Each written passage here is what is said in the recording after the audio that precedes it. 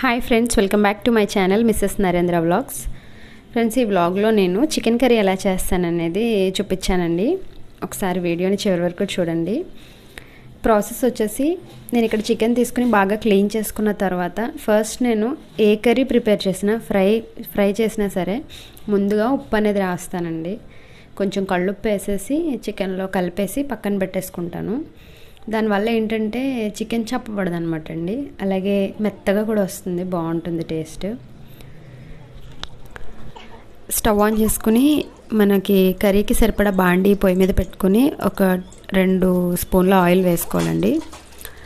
Oil వేసుకున్న తర్వాత నేను ఇవి బిర్యానీ ఆకులు వేస్తున్నానండి. అలాగే ఒక 4 కానీ 3 కానీ లవంగాలు, అలాగే చిన్న దాచిన చెక్క, ఇవైతే వేసుకుంటానండి చికెన్ కర్రీలో. అంటే ఆయిల్లో ఈ ఫ్లేవర్ దిగి కర్రీ అంతా కూడా టేస్ట్ ఇస్తుంది, చాలా బాగుంటుంది. నెక్స్ట్ వచ్చేసి ఒక 2 పచ్చిమిర్చి, అలాగే ఒక 3 ఉల్లిపాయల వరకు తీసుకున్నానండి.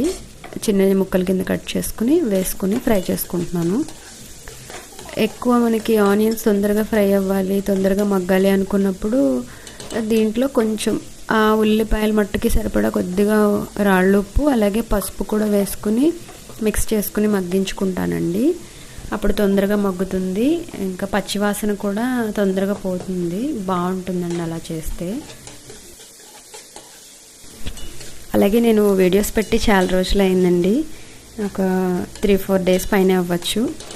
ఈ క్లైమేట్ చేంజింగ్ వల్ల ఇంట్లో అందరికీ దగ్గు, రొంపలు, జ్వరాలు, దానివల్ల వాయిస్ కూడా నాకు సరిగా రాక ఇంకా నేను వీడియోస్ కూడా ఏం షూట్ చేయలేదు. వాయిస్ మంచిగా ఉంటేనే కదండి వీడియో ఏదైనా షూట్ చేసి దానికి వాయిస్ ఓవర్ ఇవ్వగలం. దానివల్ల నేను చేయలేదు. సో ఇక్కడ ఆనియన్స్ చూసారా, చక్కగా ఫ్రై అయిపోయినాయి, మెత్తగా గుజ్జుగా వచ్చేసాయి. నేను అదే చూపిస్తున్నాను ఇక్కడ. ఇలా ఫ్రై అయిపోయిన తర్వాత నేను ఆల్రెడీ చికెన్కి సరిపడా ఉప్పు అనేది నేను కలిపి పెట్టుకున్నాను కదండి, ఆ చికెన్ అంతా కూడా ఇందులో యాడ్ చేసుకుంటున్నాను.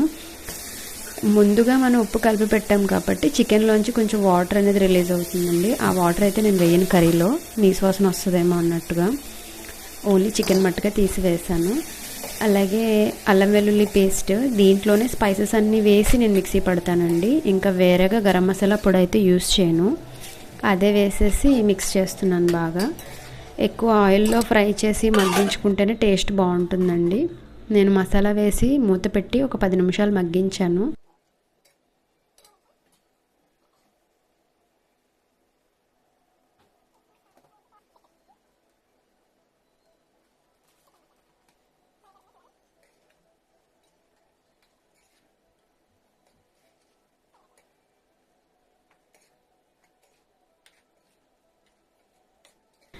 కారము, ఈ మసాలా కూడా వేసుకున్న తర్వాత ఒకసారి బాగా మిక్స్ చేసుకుని మూత పెట్టుకుని మగ్గించుకోవచ్చండి ఒక 5 నిమిషాలు.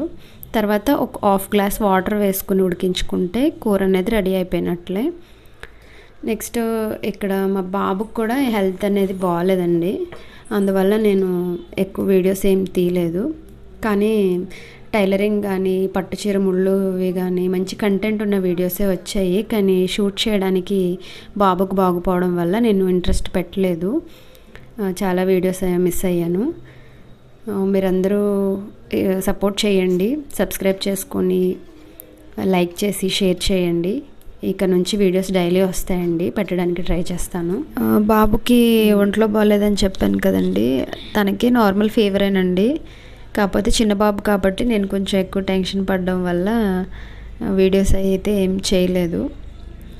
అదేనండి, ఇప్పుడు అంతా బాగానే ఉంది, అందరూ బాగున్నారు. మీకు కనుక నా వీడియోస్ నచ్చినట్లయితే లైక్ చేయండి, షేర్ చేయండి, సబ్స్క్రైబ్ చేసుకుని సపోర్ట్ చేయండి. మనకి ఇక్కడ కర్రీ అయితే అయిపోయిందండి, బాగా దగ్గరికి వచ్చేసింది, వాటర్ అనేది బాగా ఎగిరిపోయింది.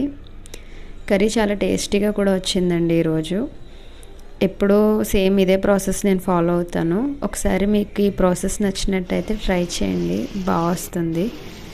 కర్రీ అయితే అయిపోయింది కదండి, ఇంకా మా భోజనాల టైం. ఇంకా ఫుడ్ పెట్టేసి ఇచ్చేసాను మా హస్బెండ్కి, ఆయన ఫుడ్ అనేది ఎంజాయ్ చేసేస్తున్నారు. వీడియో చివరి వరకు చూసినందుకు thank you friends, and please support me.